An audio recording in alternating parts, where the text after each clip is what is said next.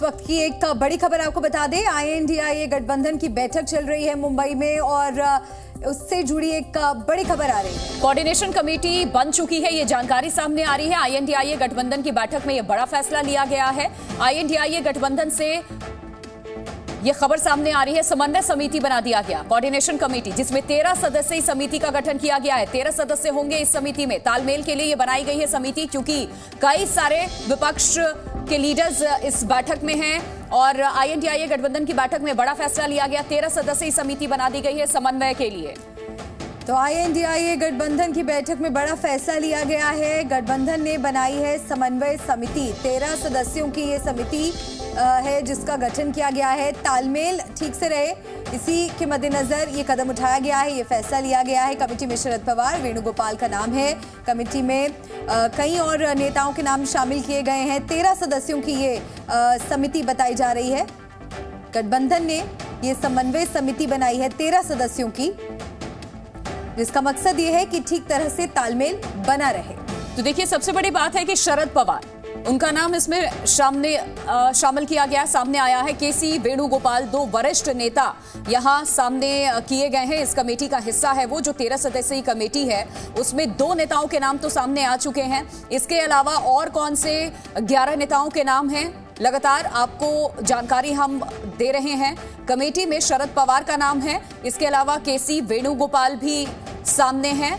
और आपको ये बता दें कि INDIA की तीसरी बैठक थी मुंबई में, जो बैठक हुई और आज उसका दूसरा दिन था। तो तमाम लीडर्स इस वक्त आपको नजर आ रहे हैं जो इस बैठक का हिस्सा है। तमाम पार्टियों के नेता यहां पहुंचे हुए थे। इस बैठक में कई सारे मसलों को लेकर के चर्चा हुई है, लेकिन एक चीज आज यहां पर जो तय हुई है ये तीसरी बैठक में, कि कोऑर्डिनेशन कमेटी का गठन कर दिया गया है। कमेटी में शरद पवार शामिल हैं, KC वेणुगोपाल शामिल है। इसके अलावा ये 13 सदस्यीय कमेटी है जिसमें से 2 नाम आपके सामने, 11 और नाम आने बाकी हैं।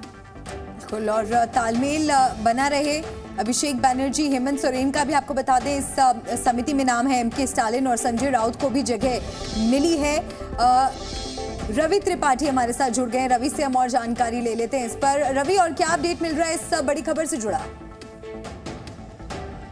बिल्कुल देखिए, कोई कन्वेनर नहीं बनाया गया है, सिर्फ कमेटी का ऐलान किया गया है कि कोऑर्डिनेशन कमेटी होगी जो कोऑर्डिनेट करेगी पूरे ये विपक्षी गठबंधन के सारे मामलों के लिए। और उसमें जो नाम आए हैं बड़े नाम हैं। देखिए, कांग्रेस की तरफ से KC वेणुगोपाल का नाम है जो संगठन महासचिव हैं। शरद पवार का नाम है NCP की तरफ से। MK स्टालिन DMK की तरफ से।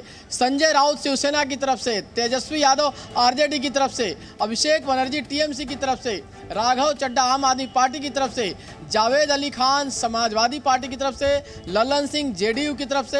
हेमंत सोरेन JMM की तरफ से। D राजा CPI की तरफ से। उमर अब्दुल्ला नेशनल कॉन्फ्रेंस की तरफ से और महबूबा मुफ्ती PDP की तरफ से। तो ये लगभग तय हो गया है कि अब कोई कन्वेनर नहीं होगा। कन्वेनर के नाम का ऐलान नहीं हुआ है, उस पर चर्चा नहीं हुई है। एक कोऑर्डिनेशन कमेटी बनाई गई है ताकि सबको, किसी कन्वेनर के नाम पर कुछ दिक्कतें हो सकती थी, किसी को ऐतराज हो सकता था, लेकिन चूंकि कोऑर्डिनेशन कमेटी में तमाम वो पार्टियां जो बड़ी पार्टियां हैं जिनका कहीं ना कहीं एक वजूद है जमीन पे, उन सभी पार्टियों को इसमें शामिल किया गया और सबको मौका दिया गया। शरद पवार जैसे सीनियर लीडर भी हैं, KC वेणुगोपाल जो संगठन महासचिव हैं, गांधी परिवार के बहुत करीबी हैं, वो भी इसमें मेंबर हैं। और तमाम पार्टियों के नेताओं को देखिए कि इसमें जगह दी है। ममता बनर्जी खुद नहीं है तो उनके भतीजे उसमें शामिल है, महबूबा मुफ्ती उसमें शामिल है, हेमंत सोरेन उसमें शामिल है, तो कई मुख्यमंत्री भी शामिल है। और कई मुख्यमंत्री के नहीं रहने के बाद उनके जो पार्टी के जो प्रमुख मेंबर हैं उनको इसमें जगह दी गई है। तो ये लोग मिलकर एक कोऑर्डिनेशन कमेटी काम करेगी, तमाम सारे मुद्दों पर फैसला लेगी यही कोऑर्डिनेशन कमेटी। और जो ये फैसला लेगी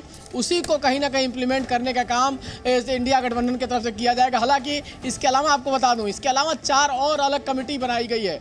4 अलग अलग कमेटी है। एक रिसर्च को लेकर, कैंपेन को लेकर कमेटी है, जो रैलीज होंगी उनको लेकर अलग कमेटी है। और 2 कमेटीज का ऐलान हुआ है, तो अभी उनका डिटेल्स भी आना बाकी है।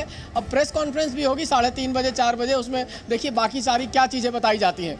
बिल्कुल, देखिए, ये आज पहला फैसला लिया गया। तीसरी बैठक थी और दूसरा दिन इसका, जिसमें ये पहला ऐसा फैसला लिया गया, कमेटी का गठन किया गया है। यानी कि अब कन्वेनर की जरूरत है, आगे ये बनाया जाएगा या फिर यही कमेटी आगे इस तरीके से फैसले लेती रहेगी? रवि, मुझे लगता नहीं है कि इसकी अब जरूरत पड़ेगी। शायद कन्वीनर के नाम पर मामला बन नहीं पाया है, सहमति नहीं बन पाई है, इसी वजह से ये कोऑर्डिनेशन कमेटी बनाई गई है।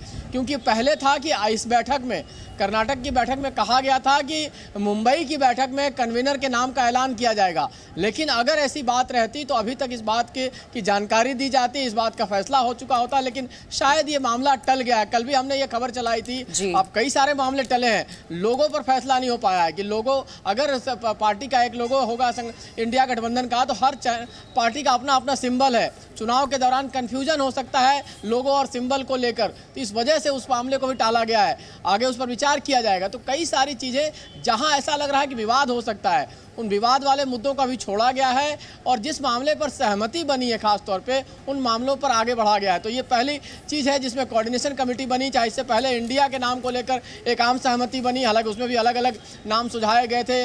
आरजेडी की तरफ से जो लालू यादव कुछ नाम सुझाव थे, नीतीश कुमार कुछ नाम दे रहे थे, आपको याद होगा अखिलेश यादव के भी अपने सुझाव थे इस नाम में, लेकिन फाइनल जो नाम हुआ वो इंडिया को लेकर ही करना था। इंडिया में क्या नाम रखना है ये तय करना था, एनडीए तक की तरफ की नहीं जाना था। कुछ नाम ऐसे हो रहे थे जिसमें एनडीए नाम हो सकता था, तो कहीं ना कहीं एक आम सहमति बनाई जा रही। इतने दल हैं, देखिए सभी दलों लोग को लेकर चलना है तो एक आम सहमति बनानी पड़ेगी, कुछ सेक्रीफाइस कुछ पार्टियों को करना पड़ेगा, और सबसे बड़ा दल होने के नाते कांग्रेस पार्टी को बड़ा दिल दिखाना होगा, तभी सारा ये गठबंधन चलेगा। तो अभी तक तो ठीक ठाक है और कांग्रेस पार्टी भी कहीं ना कहीं बड़ा दिल दिखा रही है, सेक्रीफाइस कर रही है, चाहे अलायंस की बात हो चाहे तमाम बातों को लेकर हो, तो अभी तक गठबंधन ठीक चल रहा है। और ये कोऑर्डिनेशन कमेटी आगे कैसे काम करती है इस पे सब कुछ निर्भर करेगा। बिल्कुल रवि, लेकिन एक बात यहाँ पर ये देखने वाली है कि किस तरह से एक बहुत ही सेफ स्टेप लिया गया है। कन्वीनर, क्योंकि विपक्ष लगातार बच रहा था, उन्हें लग रहा था पहले से ही कि विवाद इस पर हो सकता है। अब 13 सदस्यों की ये जो एक कमेटी बनाई भी है, कोऑर्डिनेशन कमेटी, अब इनके बीच में भी कोऑर्डिनेशन बनेगा या नहीं, ये भी अपने आप में एक बड़ी बात होगी देखना। जी न्यूज़।